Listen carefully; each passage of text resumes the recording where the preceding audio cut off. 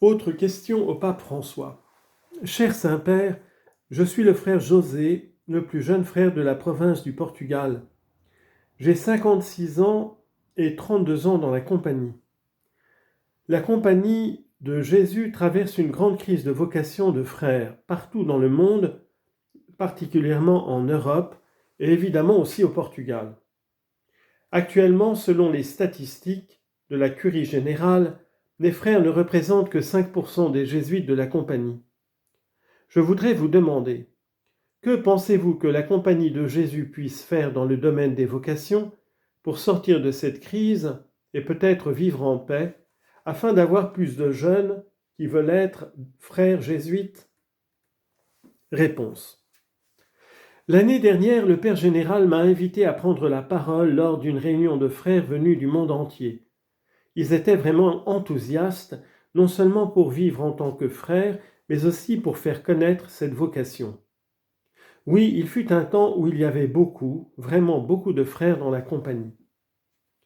Quand j'étais provincial, les meilleurs rapports pour l'ordination d'un scolastique m'étaient donnés par les frères ou les femmes qui travaillaient dans la maison de formation.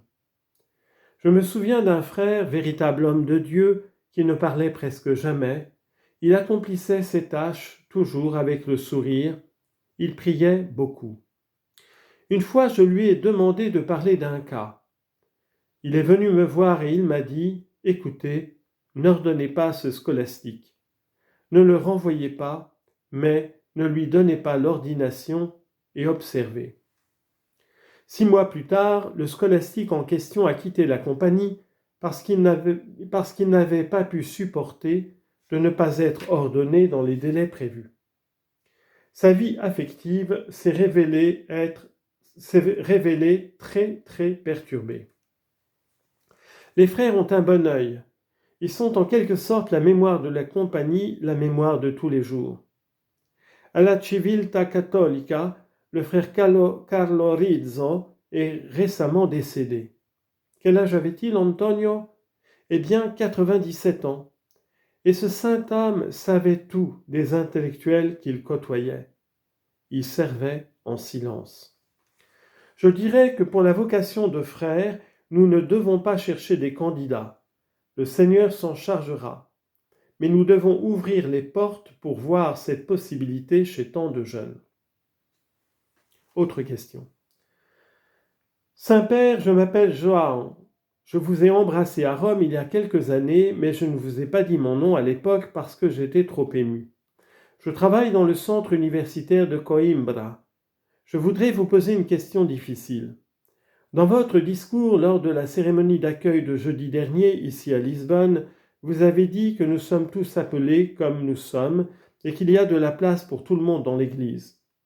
Je fais de la pastorale tous les jours avec de jeunes étudiants universitaires et parmi eux, il y en a beaucoup de très bons, très engagés dans l'Église, dans le centre et très amicaux avec les jésuites, mais qui s'identifient comme homosexuels.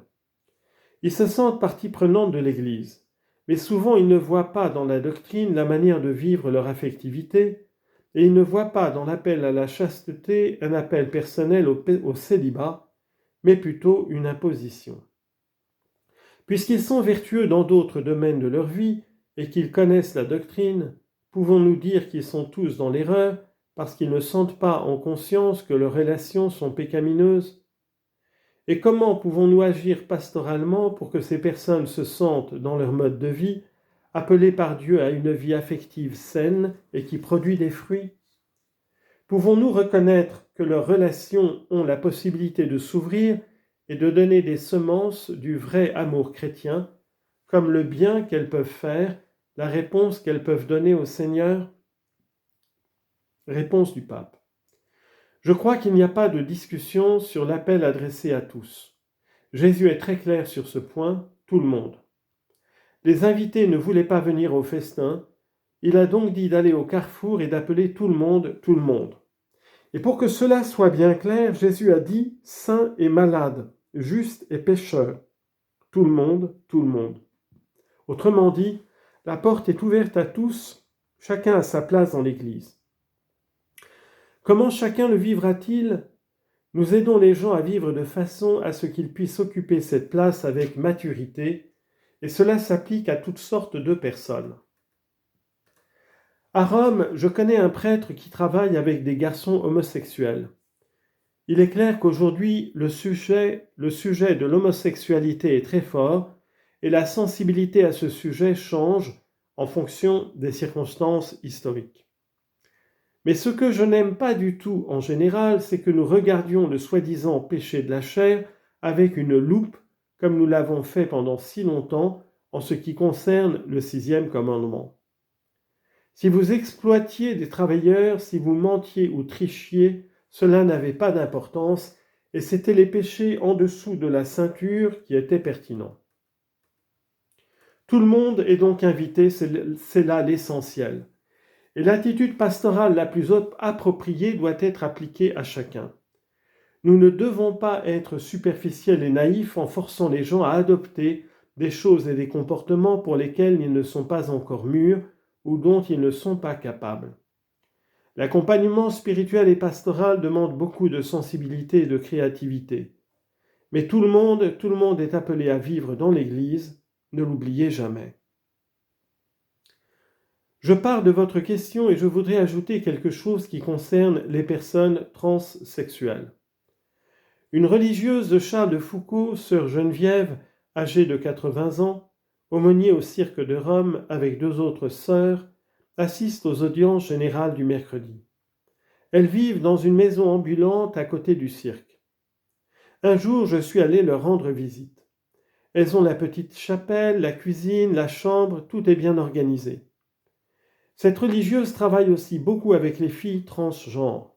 Un jour, elle m'a dit « Puis-je les emmener à l'audience ?»« Bien sûr, lui ai-je répondu, pourquoi pas ?»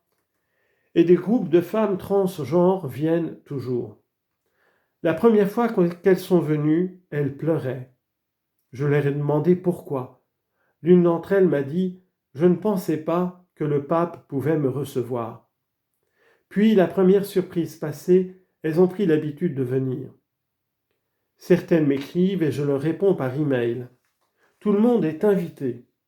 Je me suis rendu compte que ces personnes se sentent rejetées et c'est très dur.